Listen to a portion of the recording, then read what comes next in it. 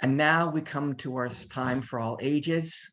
May the young in body and in heart please come close to the screen. And Zach will share a story from his bottomless bag of treasures. Good morning, everybody. It's nice to see you all today. So today we're talking about privilege. And privilege is something that's being talked about a lot lately by many different people. And I wondered if everyone here actually knows what privilege means. So I looked it up, just in case some people didn't know. And it turns out that a privilege is an actual thing. It's often one of those things that you can't see or touch, but it's real. A privilege is a special right, advantage, or immunity granted to, or available only to a particular person of group.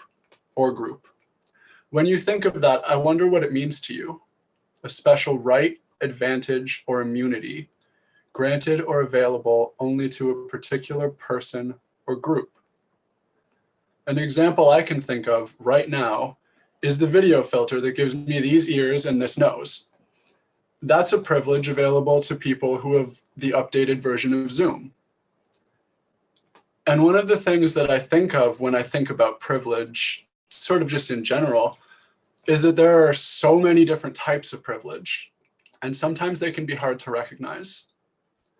I was reminded of a story earlier this week in which there are many privileges. I'm going to tell it, and I'd like it if you could all try and find different privileges throughout the story and see if you can notice who has them. It's a story that most of you probably know, as it's been told many different times in many different ways. It's a story in part about a family of bears. These bears were different from most other bears. You see, this family of bears was able to speak to humans. And because they were able to speak, the humans living nearby decided to build them a cottage in the woods to live in, as they reasoned that anyone who could speak deserved a house. After building the cottage, the humans promised to leave the bears' space alone. And they did, for many years. So many years passed that the humans forgot about the bears that could talk, and the bears forgot about the humans that their ancestors had met. Then one day, the bear family had decided to go for a morning walk. You see, their breakfast porridge was too hot to eat, and they thought that a morning walk in the woods would be the perfect way to pass the time while they waited. What they didn't know is that a young girl from town, which had grown quite close as it got larger over the years, had gone for a walk in the woods the night before, and this girl had gotten lost. Being a young person in the woods alone at night, the girl got very scared and had spent all night walking, trying her best to find her way back home. And that's how it happened that 10 minutes after the bear family had left for their morning walk, Goldilocks appeared from the other direction and found the bear's cottage. Goldilocks did not know that the bears owned the cottage. When she saw it, she was immediately happy because that meant that there must be other humans there. People must own the cottage, she thought, because as far as she knew, only humans owned cottages. She went right up to the door and knocked on it. Of course, there was no answer as the bears had already left. Goldilocks called, "Hello," hoping someone would come to the door, and when no one answered, she peeked through the windows. Seeing no one around, Goldilocks opened the door, which the bears never kept locked, as they were the biggest, scariest animals in this part of the forest, and they felt safe with their door being unlocked.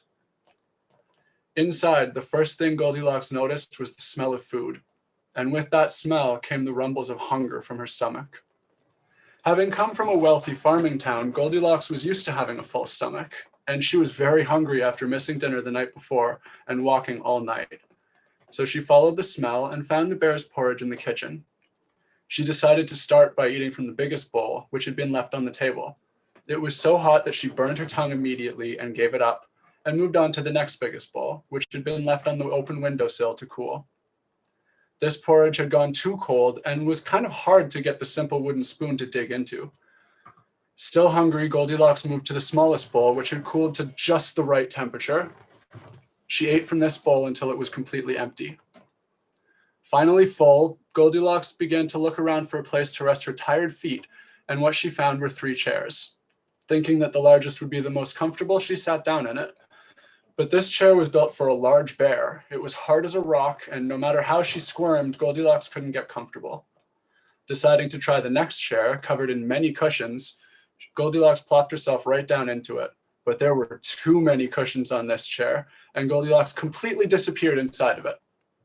Grumbling something about a trap, she pulled herself out of the second chair and threw herself down grumpily in the smallest chair. This chair was just the right size for Goldilocks and had just the right amount of cushions in it. If she hadn't thrown herself into the chair, it might have been the perfect place to rest. But this was not the sturdiest of chairs, having been built by bears without thumbs, and it broke apart underneath Goldilocks while she was in it. She was about to leave the house, still tired and upset, but at least full, when she noticed the beds. Goldilocks knew she ought to be getting home. She was sure her parents would be worrying about her, as they loved her very much. But she had never been awake all night before, and she had never been so tired in all her life. She approached the empty, cleanly made beds, and slowly, gently, she tested each one. Much like the chairs, the biggest one was much too hard, and the middle one so soft, Goldilocks was sure it would swallow her completely if she lay down on it. The last bed seemed to be just right, and Goldilocks climbed tiredly into it, never even taking off her shoes.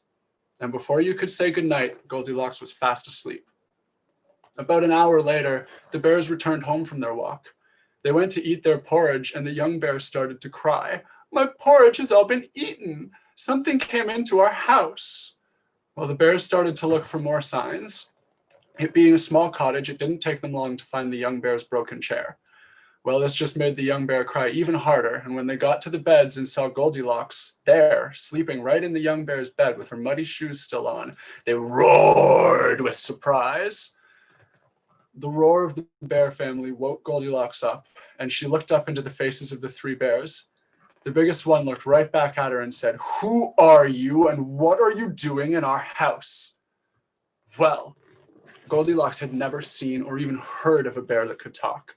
She wasn't even sure the words were real or some kind of echo from her dream. But the one thing she was sure of was that she was suddenly very scared again. With a yelp, Goldilocks jumped out of the bed and ran out of the cottage and back through the forest. She did eventually make it home, and when she did, she made sure never to go into a walk in the woods alone again. Well, that was our story for today. Were you able to pick out any of the privileges in the story? How many did you notice, and who had them? I hope you talked to the other people who were with you about it, or share your thoughts with me if you're the only one home. You can find me, and I'm about to put my email in the chat.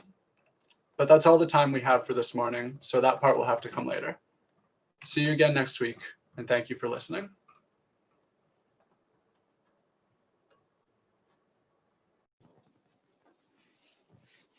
This is a time for our joys and concerns. Joys and concerns are a special ritual in our congregation, and the ritual in our congregation is to allow us to express what it is that touches our heart, sometimes difficultly and sometimes joyously. It's not a time for announcements, and it's not a time for stories or proclamations. It's a time to share something simple and clear about who we are as people.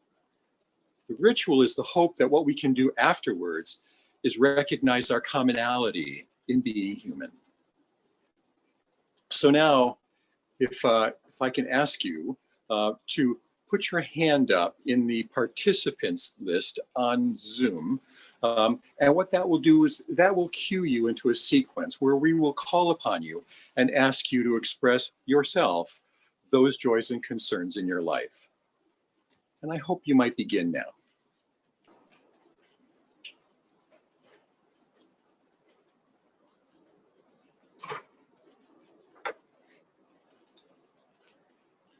We often light a candle when we were lighting candles for all of the volunteers that work often, in the shadows of our work together, doing the things that need to be done. Thank you. They are all a joy. And finally, we hold up a candle or a thought, a blessing for all the joys and concerns that are unspoken in our hearts. Bless you all. Bless us all.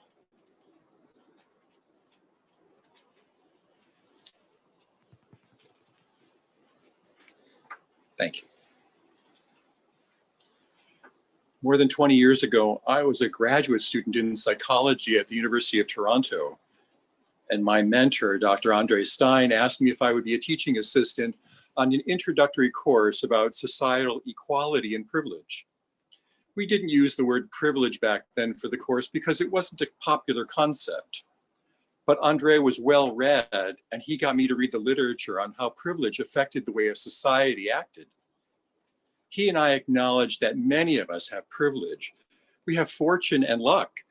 And it's obvious that when some people have resources in the form of money or ability or influence, acceptance, and some do not, it creates and perpetuates a society that is not equal.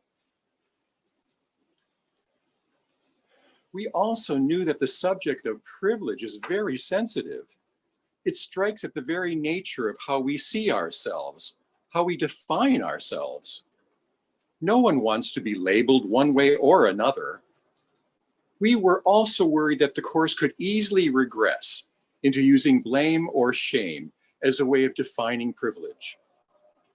This would stop students from learning how to raise their awareness of inequality in our society. So we looked for something less challenging to introduce this concept, this idea that can be very threatening. We found research about a human feature and quality that is one of the leading indicators for success in a human life. It helps determine how much we make, who we will have partners with, how we are viewed as smart or special, how we were included in groups, how we're given opportunities, and our social affluence. Do you know what that is? If you have an ability to get on the chat, shout it out to us. It's not short people, no, although that's a great guess. You know, it's physical beauty. Those who are handsome or beautiful are likely to have more choice in partners, jobs, social groups. They're more likely to be asked for their opinion. They're also more likely to make more money regardless of their age or gender, sexuality, or ability. In this picture, which was done cross-culturally, different races, different ages, I just took one of them, you might think beauty is in the eye of the beholder, yet this picture, taken from hundreds of studies on beauty, shows gradual distortions of a human face. And 80% of the viewers of this picture pick the square boxes as the most beautiful. We all have a similar way of seeing beauty, and the entertainment and advertising business capitalizes on this. Physical beauty is hard to remove or add to anyone. How do you make our unequal physical presence equal? We asked this of our students, and it was the perfect question, it turns out. They had not considered beauty as an inequality between us. You can't take it away or add it honestly. This allowed them to ease into speaking about the inequalities of race and gender, ability and age, economics and sexuality, and better understand them. These students also taught me a wonderful lesson. They drew a distinction between equality and equity. Equality is when things are even, have the same weight, look alike, and are balanced and fair. Equality is almost impossible in a world where everything is different. But equity takes into account inequality and asks us, even in the face of inequality, to fashion a fairness, acknowledging that we are not the same. Equity asks us to find a different weighting to our natural abilities, the way we see race, gender, age, sexuality, and our economic status, and to try to make our work and our love for the world and each other more fair. Equity means we can be different, and yet by gracefully extending our care to others with affection and support and friendship and even money, to build equity and create a fairness, even though we are very different. We all know that physical and mental challenges, gender, sexuality, age, and economics make us different. Only by raising our consciousness, though, about these differences can we slowly build a more equitable society. This was made concrete and lightly held when I was having breakfast with a couple I had married many years ago. They were talking to me because their marriage was struggling. They told me about how they argue. She said, he never cleans up. And he said, she never does the dirty jobs. And even though it was a tense situation, I laughed. I used the lesson those students taught me long ago and said to this wonderful, wonderful young couple, you will never stop arguing if you think things have to be equal. They will never be equal. But as long as they are equitable, you will be fine. They were surprised by my suggestion and agreed to think about it. I got a card weeks later and they both said, the equity conversation will be with them forever, because they realized, I believed, that in a world where we are not equal, the better angels of our nature require us to be fair, to be kind, and to use equity so that all voices can be heard. And all voices are the only ones that can build a great society. Thank you for listening. You know, this is a time for meditation before we go into our breakout rooms. And I wonder if you can just, for a moment, find a way to settle in.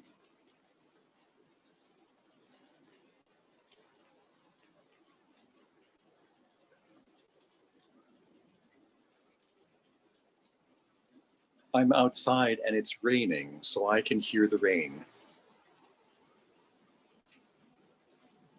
What are the sounds around you?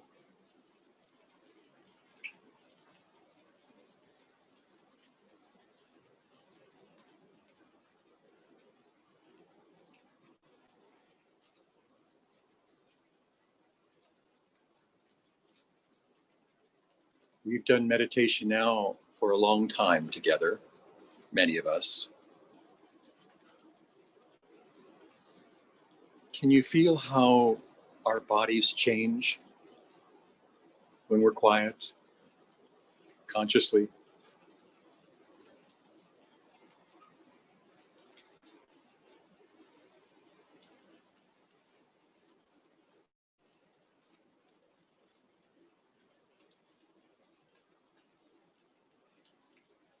When we take a breath, that's one of the tools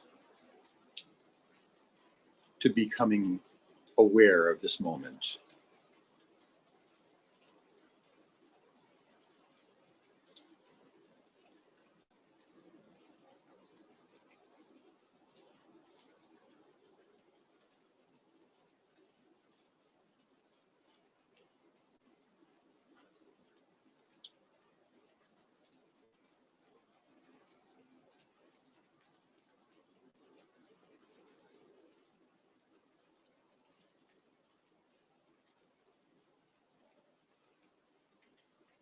Could you imagine saying a prayer or a wish for how you might act to build a great society, to extend to others an equity that brings us all together?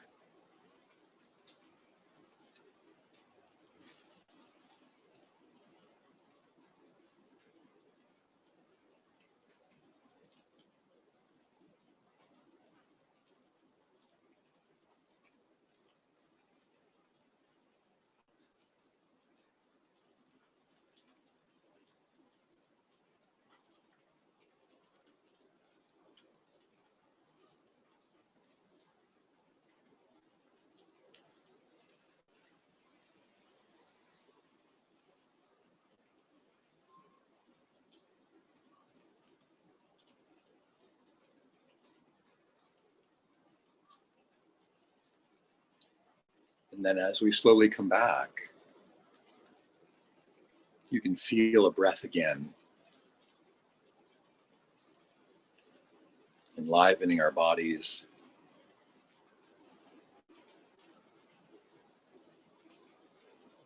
The sounds around us.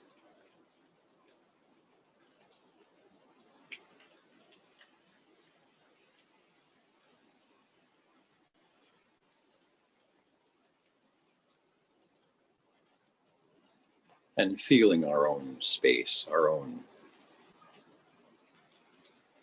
awareness.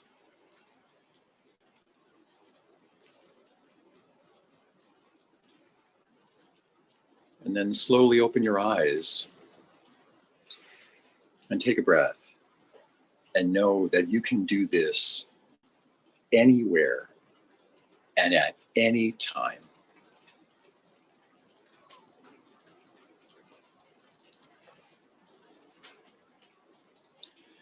We're going to try an experiment in our services that we did a long time ago when we were all together in our space, our old home at Neighbourhood on Hiawatha.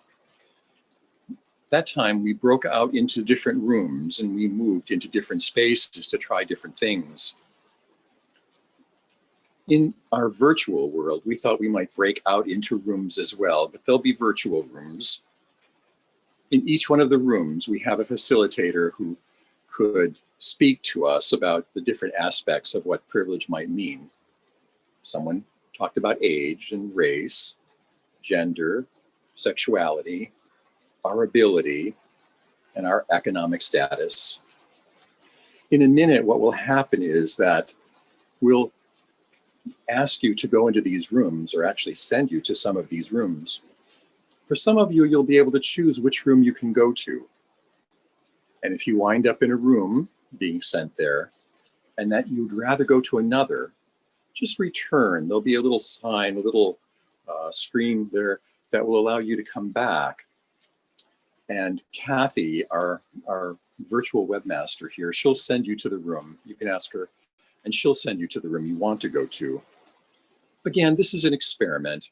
We're trying hard to figure out ways of making it possible for us to be interactive, because our services are often so interactive when we're together. Elapsed, but that being said, we had some good conversations.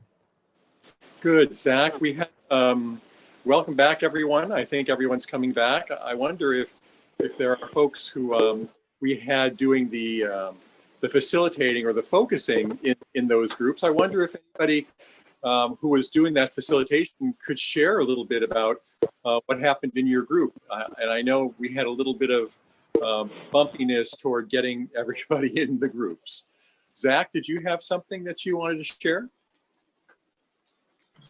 Sure, yeah. Well, I was in the socioeconomic group, and one of the things that we heard that was fairly commonplace, it was echoed a lot. There were, by some of the more, so shall we say, affluent people or privileged in the socioeconomic area, is that one of the things that they work to do is to change the perspective, and look at everybody with that equal, respectful viewpoint. And when you're able to do that, you're able to more easily spread the wealth and share the wealth.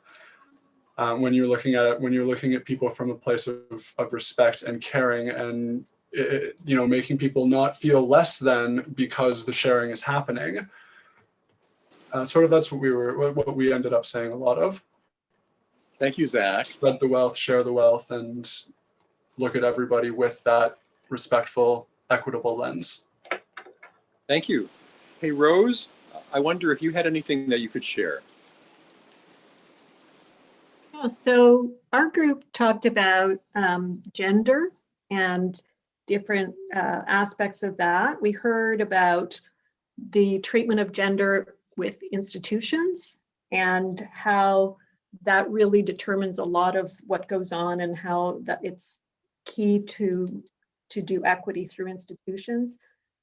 We heard from Deirdre, so that was Brenda. Deirdre talked about social norms when she was growing up and how important it was to marry someone with the right attribute and how that was associated with standard of living. Christina talked about her experience over a long period of time in the Waldorf schools and how there's been increased diversity in the staff, both gender and ethnic. Sean talked about his experience teaching forestry and how here in our culture, it's shifted to a majority female, but when he deals internationally and globally in other cultures, it's a lot more challenging in terms of some of the attitudes, and that at the same time, he's also seen huge change. And I talked about my experience in terms of my parents' expectations of gender roles being unequal. They just sort of like what Deirdre described. And then school projecting a far more equal or equitable vision, but then experience not living up to that, ending up more like what my parents had talked about. And I think overall, just the concept that we've seen change, and change is possible and something that we can all work towards. Thank you, Rose. Suzanne, did you have anything that you could share? Yes, I was in the sexual orientation room, and I'd say we could boil it down to 3 main points I heard from everyone in the group. One aspect in the political sphere is to lead with love and walk shoulder to shoulder with people, to get organized and to speak out, especially if new governments seek to challenge the rights and laws that we currently have, to uphold our current laws. We had a couple of teachers in my group that spoke about supporting LGBTQ+ clubs in the school system, making safe spaces in their classrooms, and to tell normalizing stories and to include LGBTQ perspectives from the classroom. And one easy public personal action was just to display a rainbow on your property. Let people know that you're accepting and it's a safe place to be. Thanks, Suzanne. Peter, did you have something you could share? Yes, our group approached the subject, and even though people told very different things, it seemed there was a commonality to it. And the commonality was listening to the other. The first person, I'm not going to give names, said white people need to talk less and listen more, and suggested specific courses on listening. There was someone who was taking inclusivity training and had learned about how microaggressions work.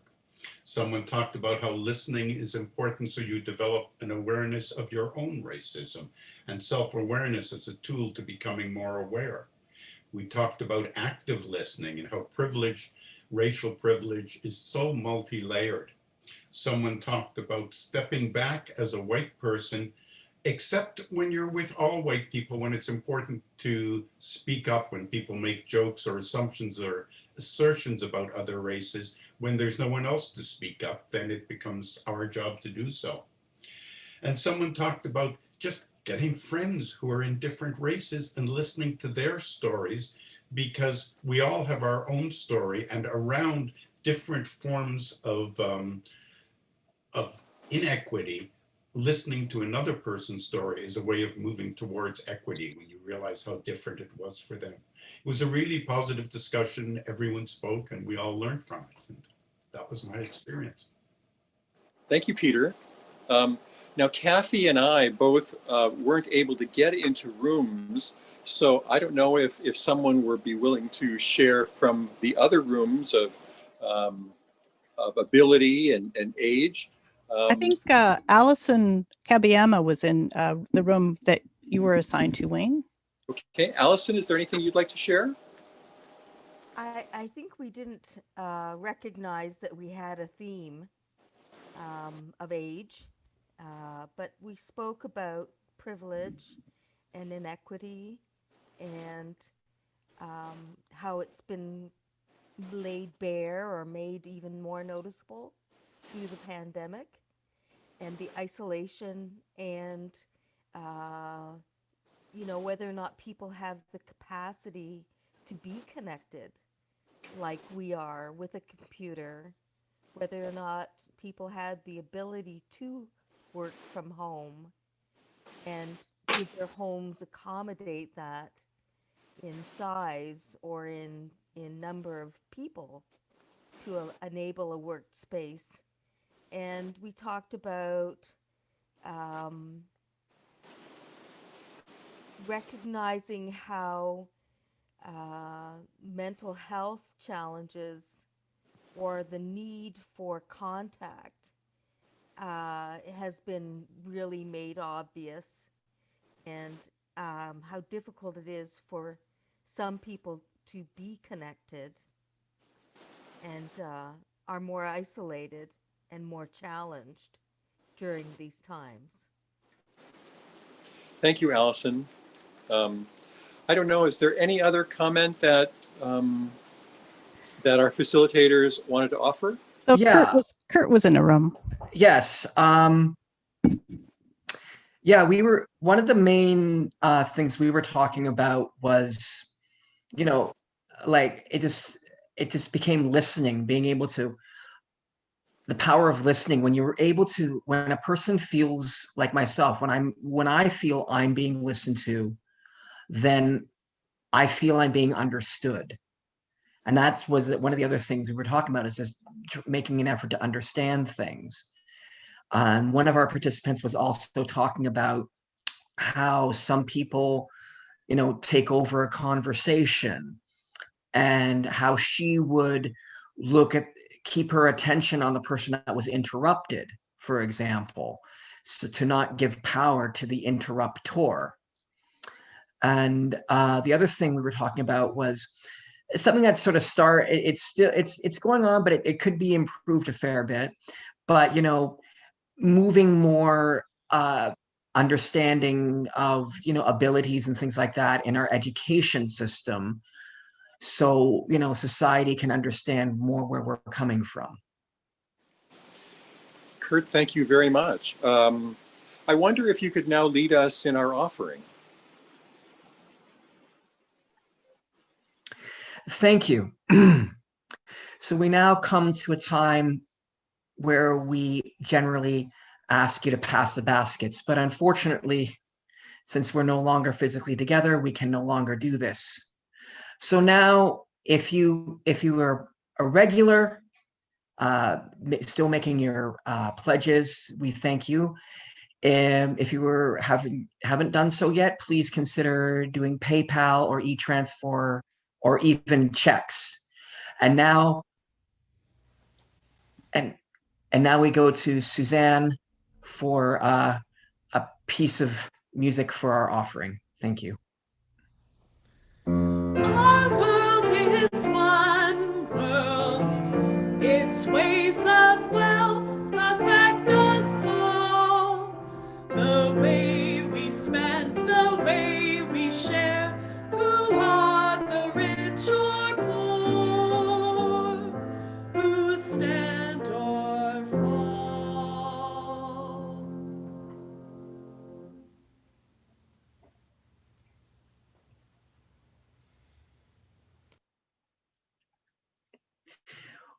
We thank everyone who has made an offering to keep our congregation going strong. Even though we cannot physically be in the building, we are still growing in spirit and in body. Thank you.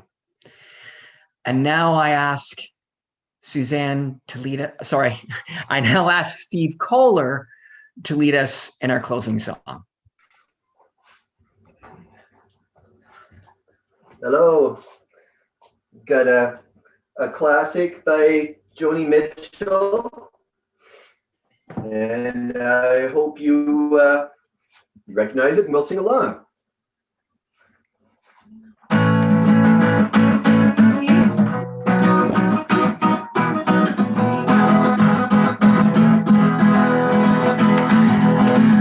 Take care paradise, put up a parking lot.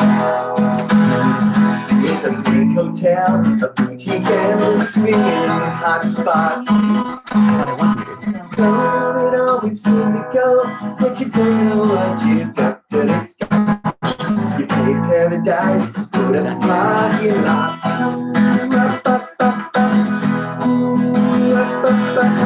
You took all the trees, put them in a dream museum.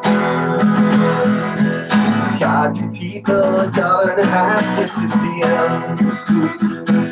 Don't it always seem to go, but you don't know what you got till it's gone. You pay paradise, put up a parking lot.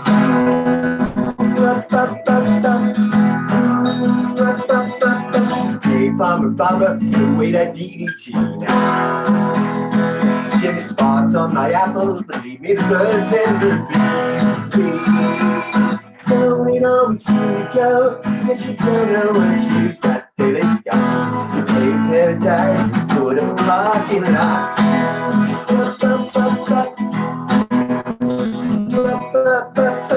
Late last night, heard the screen door slam. Big yellow taxi took away my old man. Don't it always seem to go, but you don't know what you got till it's gone. You pay paradise, put up a parking lot. Don't it always seem to go, but you don't know what you got till it's gone. You pay paradise, put up a parking lot. Pay paradise, put up a parking lot. Paradise, put up a parking lot.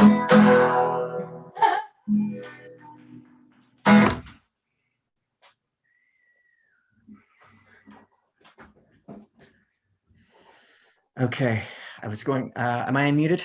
Okay. Yes. Okay, sorry, we were just having a bit of unmuting technical difficulties on my end here. Thank you very much for that lovely and raucous closing, Steve. We have a tradition here at Neighborhood of forming our hands in a circle, but since we cannot do this, there's a venerable Eastern greeting, the Namaste. People of Neighborhood, Namaste. And now I would ask Suzanne to please extinguish our chalice.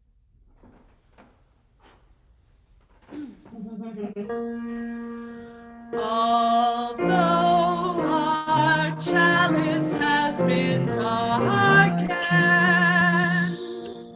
we hold the fire within our own hearts.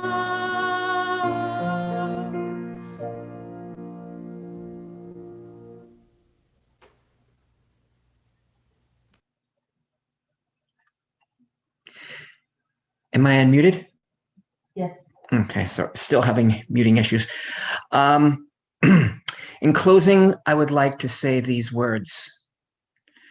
Let us use the knowledge of our privileges to bring up the abilities and powers of those who are not privileged. Our service has ended. Thank you.